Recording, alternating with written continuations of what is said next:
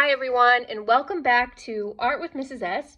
Today we're going to be looking at page 44 and 45 of your Davis Digital textbook, and it says, Fun at the Park. What did the artist paint in picture A on page 44? How did the artist show that people are near, and how did he show that people are far away? Now look at the shapes in picture B on the opposite page 45. How can you tell that people are near and far away? So I'm looking at these people. It looks like maybe the size of these people changed. So those that are closer to us seem bigger and those farther away are much smaller. I'm also noticing maybe towards the bottom of the paper, they are bigger and clearer. And then as they move up, so positioning where I'm putting them, it's not only are they smaller, but where I place it on my page. And sometimes as things get farther away, the artist might show them not as clear, or they might be blurry, or not as detailed. We'll also see some overlapping is going to help you out too. So what I'd like you to do for your assignment today, we are going to do people at play. So you can draw people playing and draw a park or playground. Show people near and far away. So I'm actually going to have people playing in the snow. And you can do, if you want to do like the shadows in the one on page 45, you could, like a silhouette, or you can do more detailed people. And you can draw not just people. You might see things like, if I want to draw a snowman, because maybe I have these children playing and they're playing in the snow, you might see things like snowmen. And this one's closer to the bottom of my picture plane, so it's very big, it's very detailed. Might even add a hat. You can draw on paper, or you can draw on your notebook or a journal, or if you have a dry erase board, use a dry erase board if you want. And then I'm going to show you towards the top of this paper, I might draw a snowman that might be the same size in real life, but to show them farther away, it's going to be smaller, not as detailed. Maybe I can't see the eyes quite right. It's further away. If I'm drawing a person, they would also be larger towards the bottom of my paper here. And they're outside in the snow.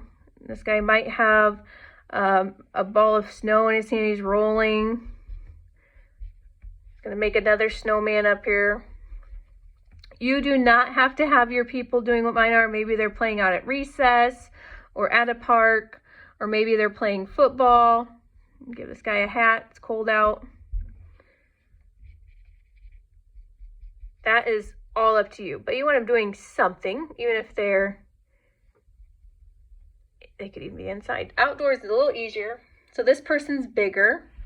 Now, if I want to draw another person closer to the top of my paper, they're going to be much smaller. Just like that snowman got smaller, they don't need as many details. Maybe I can see the whole body still. But even I can draw faster. It doesn't have to be the same person. This guy's going to have a long hat. And maybe this guy's getting ready to throw snowballs at a friend that may be way over here. So I can draw this person even smaller, less detail. I don't even have to draw all the parts of this person. But they are throwing snowballs. So I can still show the actions. You can't even see their face on this one. Maybe you just see their outline because they're so far away. They look teeny tiny out here. So here are I have a couple of people playing with the snowball fight. I have another person in the foreground that's kind of working on the snowman. I could have other little details. Maybe I have this snowflake that's itty bitty out here.